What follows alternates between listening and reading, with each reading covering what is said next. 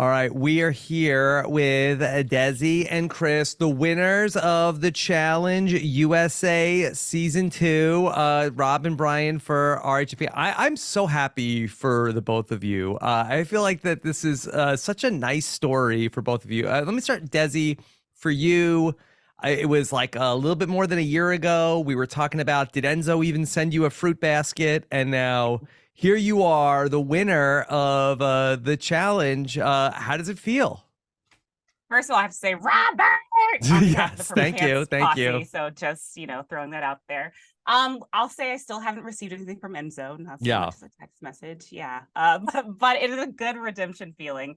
I like to think that I could have performed season 1 had he given me the opportunity, but this was certainly made this one sweeter to have come from such a low to be on such a high. And let me just say for you, Chris, that what a story for you. I'm so happy for you as well that you came in here with something to prove after your very unique Survivor experience. And congratulations to you for getting it done.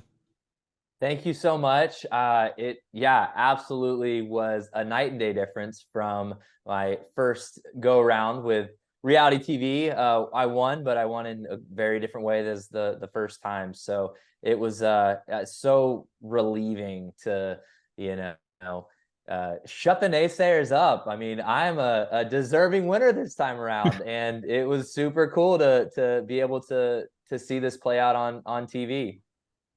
So this will, I'll give you both a good opportunity to brag about your prior show, Survivor. So Survivor's now 4 for 4 Challenge USA champions between you two, obviously, and Daddy and Sarah last time. So what do you think it is about the Survivor players as opposed to the Big Brother players that have allowed you guys to have so much more success than them on this franchise?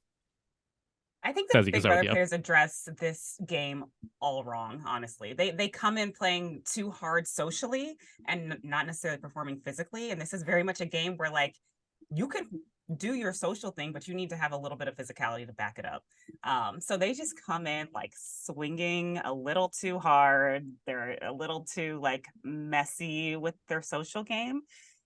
And that obviously puts them to elimination, and they don't necessarily have the physicality to back it up. So I think they just haven't quite figured it out yet.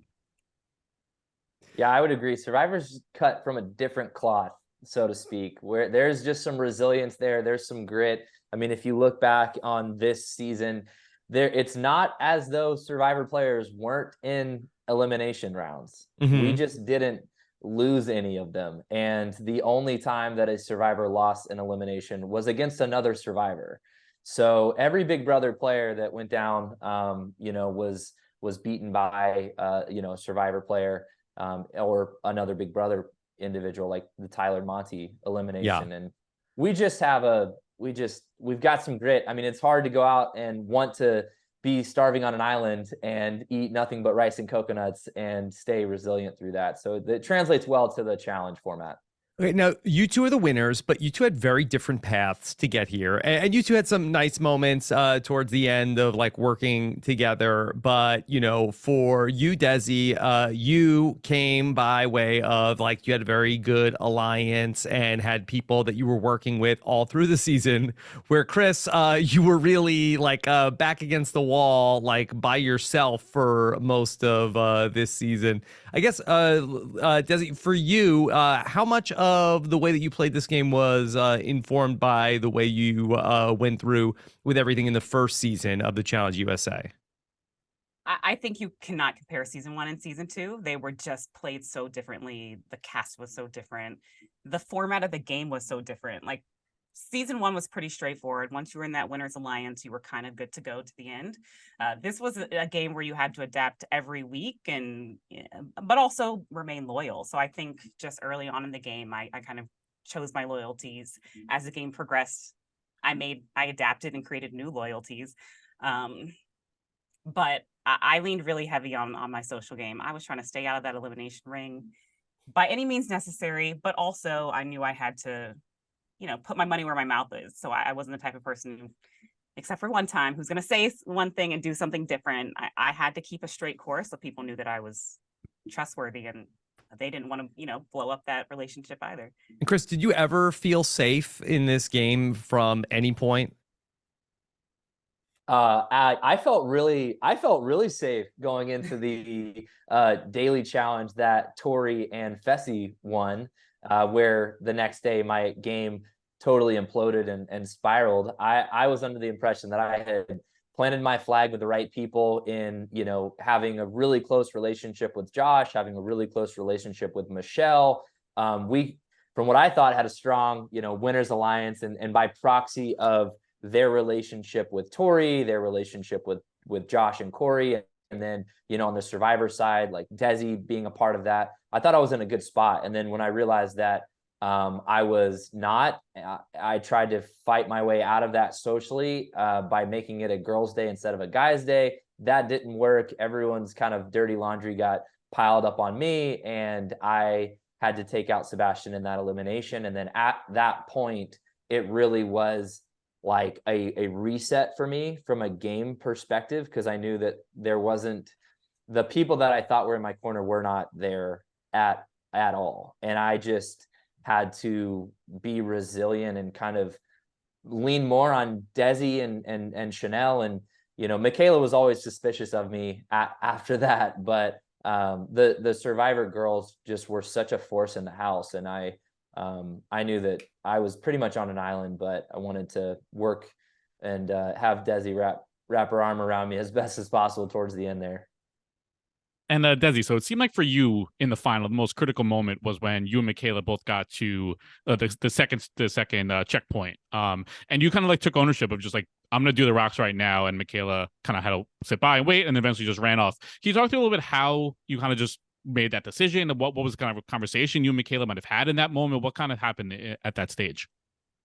So, I mean, obviously they prep us before the you know, before we run it. So it was made clear that that station was first come, first serve.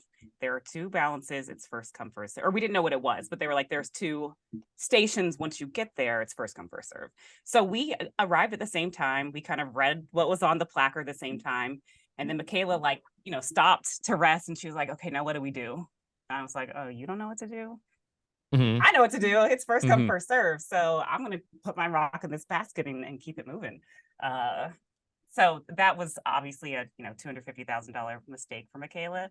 But, you know, one thing I do is listen to directions. And when I heard first come, first serve, I was like, okay, we're getting here together. And I did pause for a second. I didn't just put the rock in, but she wasn't moving. So I was like, I guess this is all me. Yeah. What was that feeling like, Desi, every time you drove past somebody on the ATV? Oh, man. Just, it was like, I kind of chuckled to myself. There's actually audio that I said. I was like, Michaela, like, nobody else is anywhere close to you. And I was like, but you're still behind me. Like, I kind of whispered that under my breath. And I think in that moment, I was like, unless she's somehow has more gas in the tank than I do, which I can't imagine after, you know, past 24 hours we've had, like, she's not gonna be able to catch up to this ATV. So yeah, it was a pretty sweet feeling where I was like, I think this is the moment. Like, I think if I just keep climbing, I'm going to win this. For you, Chris, obviously you were in a number of eliminations this season. Was there one in particular that was like the most satisfying win that you had that you look back on like most fondly amongst all, you know, the host of people you took out of the game this season?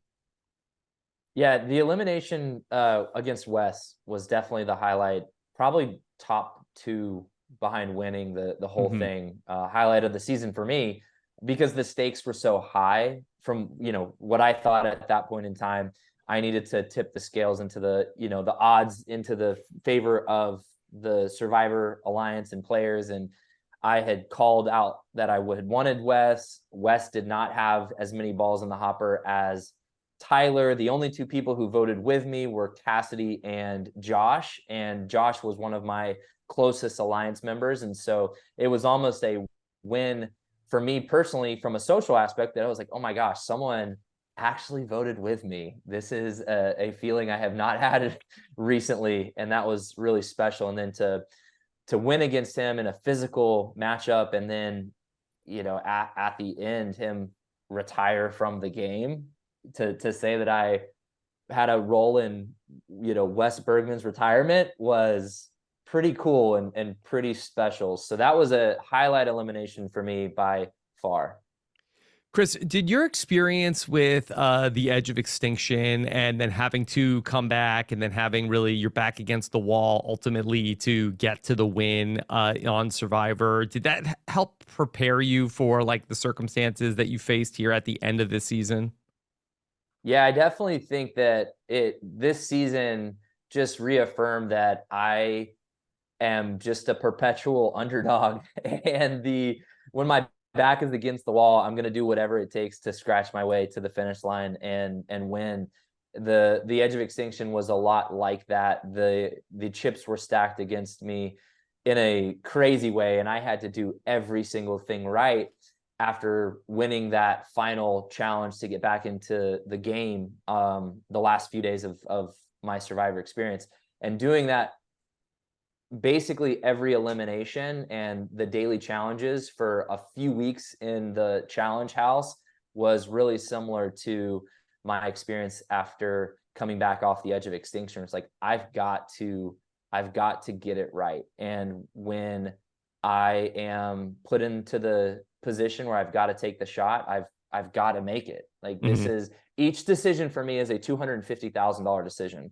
And that was a mantra I was telling myself after pretty much the West, leading into the West elimination, was like, this is a $250,000 decision. The challenge against the elimination against Tyler, this is a $250,000 elimination. Both daily challenges, this is a $250,000 daily challenge. So I wasn't thinking about the end game. I was thinking about do or die every moment. And a lot of that is just how I operate. I am pretty resilient, and I think I proved that to myself. Desi, so obviously for the most part of the first half of the season, there was like the target of trying to get all the vets, all like the Survivor, Big Brother people really aligned together to get out all the vets. And at one point that kind of flipped, and now all of a sudden you're working very closely with Tori. Was she someone that you were okay taking to the final? Like, were you going to be planning to be loyal to her all the way to the end, trading off wins and just battle it out? Or in your mind, was there a plan to try to cut her loose as we got down to it? No, I think once we included her, like I am to my fault. Like, that's the reason I lost Survivor. I am loyal to a fault. So once she was in, and once she had kind of proven that she was loyal to the four we had created, I was just going to let her ride to the end and hope I could beat her in the final. Like, that was just the mentality. It was like, at some point we just have to bet on ourselves. So even when Michaela kind of devised a plan, like, we need to get Tori out, Chanelle and I were like, I don't really if we really need to get her out. Like, I think we just all need to make it to the final.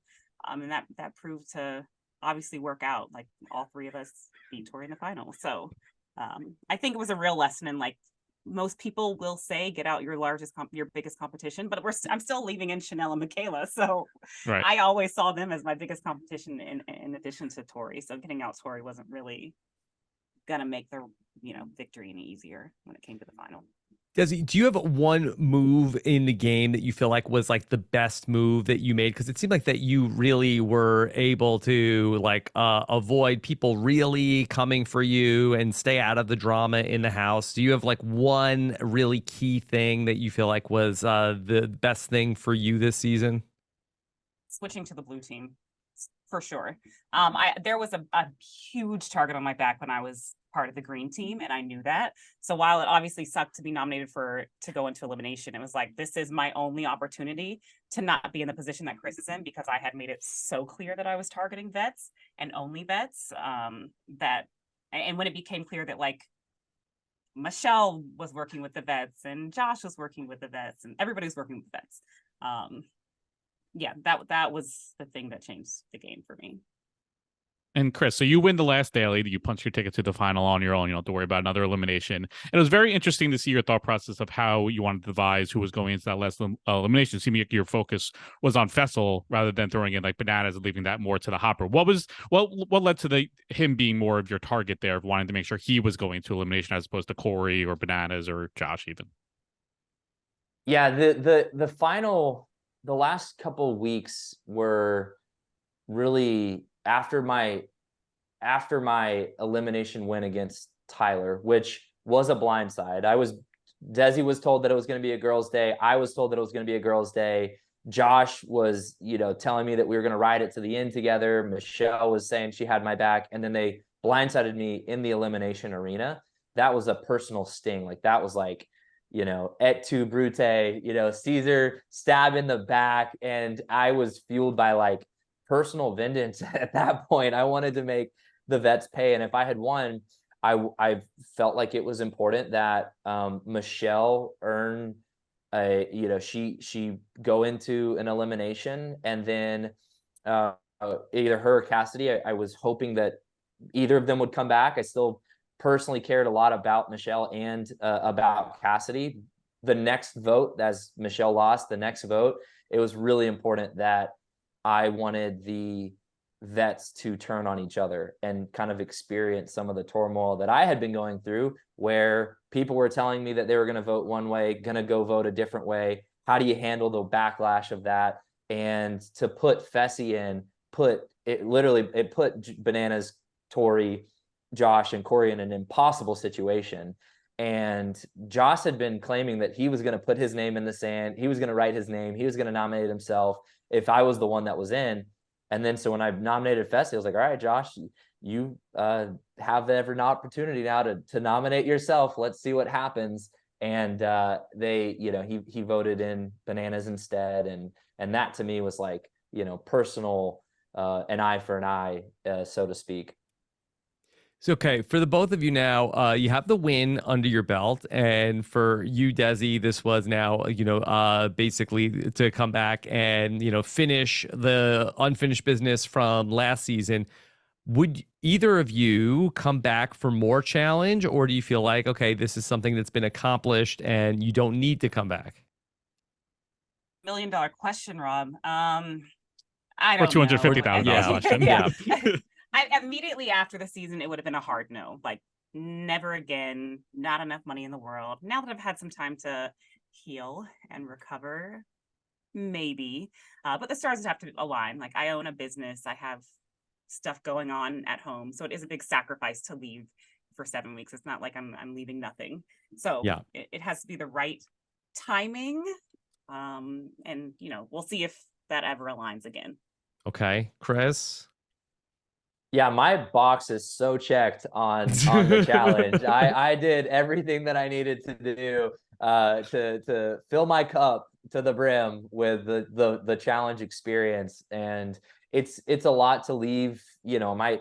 Today is my daughter's 1 year birthday, and she's we're celebrating an Underwood birthday today. Margot is someone else's birthday is on the call right now. Yeah, it's my birthday too, Chris. Oh wow! We're all celebrating today.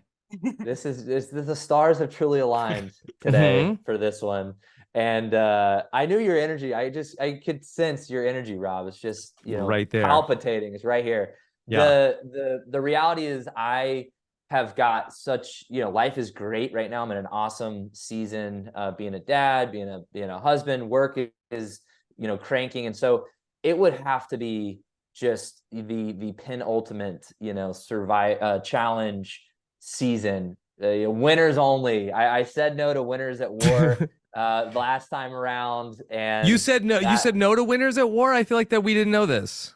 You didn't know this? I'm pretty sure we talked. Well, maybe we didn't, because so I said no to Winners at War because after winning my season of Survivor, I would have had to have left the night of winning. And I had gotten married 2 weeks prior. So I had not even really had like a honeymoon phase with my wife. And the psychological, trauma of the edge of extinction was way different than the challenge. Like, I came back within a day and was good to go, compared to it takes a while to readjust to being normal after your Survivor experience because of everything you go through. The Winners at War season was bad timing for me. A challenge Winners at War? But a challenge Winners at War, who knows? I mean, like I said, the opportunity would have to be like you cannot pass this one up, Chris, type opportunity. But other than that, man, I'm like, I'm really happy with my performance and everything. I'm good. Yeah, I'm good. I'm good. Okay. All right, Brian, anything else real quick? No, I hope you both reconsider though. Yeah. Come back to the challenge. I think you bring a lot to the table. Yeah, so I think our time is short with the both of you. But again, congratulations. I really am thrilled for both of you coming out of this. I think it's such great stories. Chris, you're not that far away. We got to get together at some point. You're actually closer than you think. I have a signed picture of you in my office. I look at it every day. Yes. And you know what's written on it? What's best for Monica? Do it for Monica. Do it for Monica. Do it for Monica. All right, Chris, I'll hit you up. Okay. All right. Congratulations to both of you, and just really great to connect today. Okay. Congrats, guys. All right. Take care. Bye.